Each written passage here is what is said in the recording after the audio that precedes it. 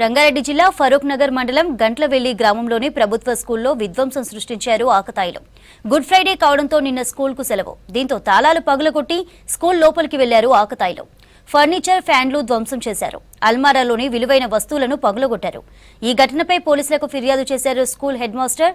ప్రభుత్వ ఆస్తులను ధ్వంసం చేసిన ఆకతాయిలపై చర్యలు తీసుకోవాలని కోరుతున్నారు గ్రామస్తులు.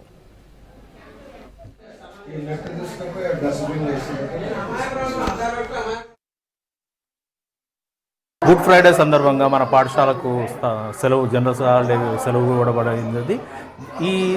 ఆ జనరల్ హాలిడే రోజు మా పాఠశాల ఆవరణలోకి ఎవరో దుండగులు ప్రవేశించి 2 ఫ్యాన్లు విరిచేశారు.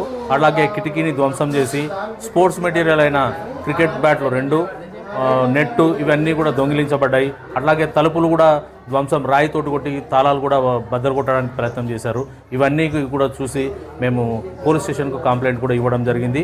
అలాగే గ్రామస్తులను, ప్రజాప్రతినిధులను అందరినీ కూడా పిలిచి వారి సమక్షంలో అందరికీ చూయించి వారి సూచన మేరకు ఇంతకుముందు కూడా ఇట్లాంటి సందర్భంలో 2 సందర్భాల్లో చిన్న ఇన్సిడెంట్స్ జరిగినాయి. అవి చిల్లర పనులుగా చిన్నపిల్లల చేతలుగా మేము భావించి అది పోలీస్ స్టేషన్ దృష్టి వరకు తీసుకెళ్ళలేదు. ఈ సందర్భంగా పెద్ద మొత్తంలో ధ్వంసమైంది. ఇప్పుడు రాబోయే దసరా సమ్మర్ హాలిడేస్ ఉన్నాయి కాబట్టి ఈ హాలిడేస్ లోపల ఇంకా ఏమన్నా జరిగి రికార్డ్స్ ధ్వంసం అవుతే చాలా ఇబ్బందికరమైన పరిస్థితి ఏర్పడుతుంది. కాబట్టి ఇట్లాంటివి జరగకుండా ప్రజాప్రతినిధులు, గ్రామస్తులు అందరూ కూడా ప్రతి ఒక్కరూ బాధ్యతగా మెలిగి వారికి విద్యార్థులకు కానీ యువకులకు కానీ తగు సూచనలు చేసుకుంటూ వారిని సక్రమమైన మార్గంలో పెడతారని